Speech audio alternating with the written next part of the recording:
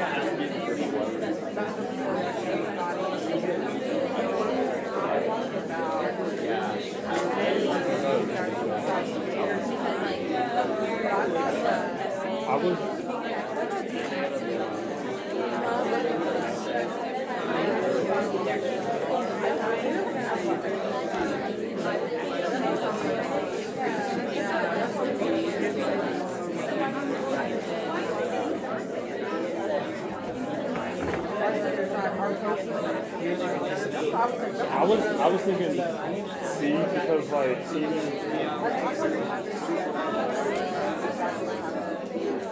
because it's still addressing the wherever the pulses are following with the amino acids. So I'm just thinking like they just go after they've been used and everything. They're just going in other different proteins and I don't none of them like were really.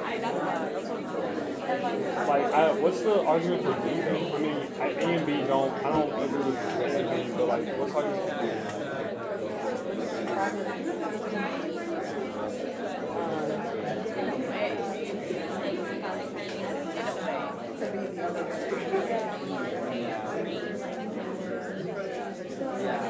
Okay, can you all give me a new vote again?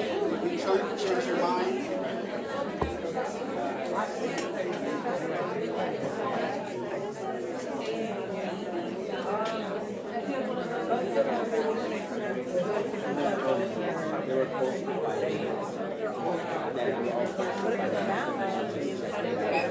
So like, what would cleave? I'm gonna close it in 5. What would cleave it?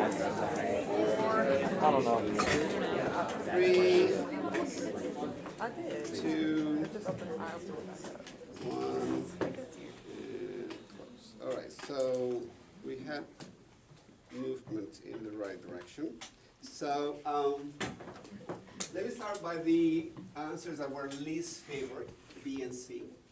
So the 32 kilodalton and 20 kb bands must represent the antibodies against cathepsin A. Why is that not a good answer?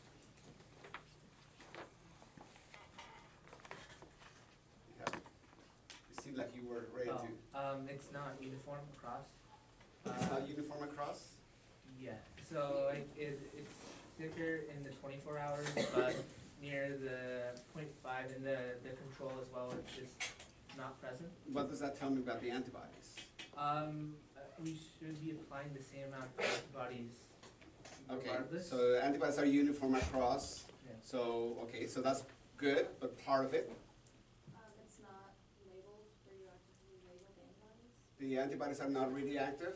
Yes. Why not? Because of the thymine is radioactively labeled. So unless they were made with the thymine, they would... So the only radioactive proteins are made by the cell. The antibodies were made by an animal, right? And they were brought in, so they were not radioactive to start with. We're not making them radioactive. The only proteins that are radioactive, which is this, what you see, the only thing you see is radioactive proteins that were made by the cell during that 5-minute window of time. That's the hardest thing to always remember. What you see here at 1 hour was not made then, was made an hour ago during a 5-minute window of time. That narrow window of time. Keep always that in mind when you're doing a pulse chase analysis. The 32 and 20 kD bands are proteins that are synthesized at later times than cathepsin. Why is that not appropriate? Kind of the same. Right? So we're looking at proteins that were made back in time during that 5-minute window of time. So proteins are not being synthesized radioactively at later times. All right, if they are, let's just say that the protein makes those 3 bands, the cell makes all those 3 bands, then they should be made at time 0. After that, we're not seeing any new proteins because they're not radioactive anymore at that time, later times. So C is not right. So the division was between A and D. So let's go to A. The 30 and 20 kD bands must represent proteins that are bound to cathepsin and were co-immunoprecipitated. Why is that not a good answer? Because the radioactive element is not bound to them. Okay, so let's just go through the scenario. It's good to spell out what that answer is saying. That answer is saying is that normally in the cell, there's cathepsin A bound to protein 32 and protein 20, right? And that they exist in a complex. So those proteins are presumably being made by the cells all the time, so they will be made radioactive at time 0. Over time, you're not really seeing a loss of radioactivity. If those were 2 separate proteins, like cathepsin, you should see a loss in radioactivity over time, but you're not really seeing that. So then, like, increasing in sensitivity. You see an increase of these bands here? So what does that tell you? But that you're not losing radioactivity, so it's probably not a separate protein. So you're summing up these bands to give you the total, okay. There's one, so it's all good and true. I'm looking for one more element. You would see the same amount of radioactivity at the beginning when At time 0. time 0. Right. So let's just say that in that scenario, that there were protein 32 and protein 20 that are bound to cathepsin A and that are co-immunoprecipitated. Well, if that's the case, that should happen at time 0, right? Because at time 0, they will be made radioactive, they will bind to each other and bring along in the co-immunoprecipitated. And in time 0, we don't have them there. So that means these proteins here were made at time 0 and they're not there. So as you point out, these 2 add up to that full size. So the logical conclusion, however bizarre this looks like, is that the protein is made in the ribosome as a 54 kilodalton band. And then starting at about half an hour later, which is a long time, then it begins to get cut in half into 2 fragments. And with more time, more of those molecules are being cut in half. So eventually, we have almost none of the full length, and we have everything converted into 2 fragments. All right? So that's what this experiment is telling you. So it's an amazing thing. It just tells you that the protein is born as a 54 kilodalton, and then it matures through time by being cleaved into 2 fragments of that band. All right. Any questions?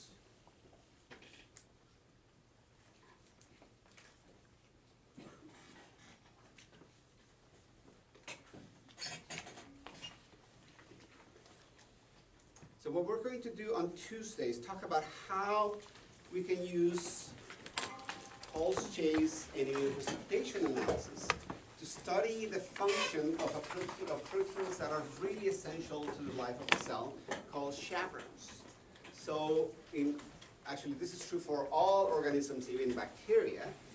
When proteins are made in ribosomes and they come out of the ribosome, most of the time those baby proteins cannot fall on their own. They need to be helped by accessory proteins called chaperones, like you bring your chaperone, you chaperone your young one along life, so that these chaperone proteins are going to bind to the peptide as it's coming out of the ribosome, to avoid that it adopts the wrong conformation, to avoid that it might bump into other unfolded proteins that are not folded yet and aggregate inappropriately. And then once it comes out of the ribosome, it will facilitate the proper folding of those nascent proteins. So we're going to see that there's 2 different types of, and there's online reading for you to go through. There's 2 major types of chaperone proteins called HSP60 and HSP70 in the previous slide. That refers to the size of the polypeptides that make this complex.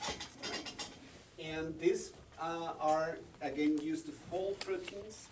and then they bind to the protein as it comes out. We're gonna go through how that happens. But most importantly, you can read all of that in the textbook, and I'm asking you to do that reading ahead of time. The explanation in the textbook is very simple to understand what they do and how they do it. What I want to focus on Tuesday is how did we figure that out originally? All right, so how do we actually know that statement over there, that HSP70 binds to strings of 4 to 5 hydrophobic amino acids? How in heck do people figure that out? All right? How do we know that it binds along the length of the protein as soon as it comes out of the ribosome? How do we know that? We're going to be exploring that by using pulse chase analysis and image precipitation of these proteins in complex experiments. All right? So, hope you have a nice weekend. Don't forget to look at homework. Don't forget to look at the reading. And also, you probably have a lot of open questions today. So I set up a discussion board on Canvas, and also I'm about to activate an Insta poll. So if you want to give me some comments about how the class is going for you, or things that were totally unintelligible today, type them in either of those two places, and I'll be happy to address them on Tuesday. Thank you all. Have a nice weekend.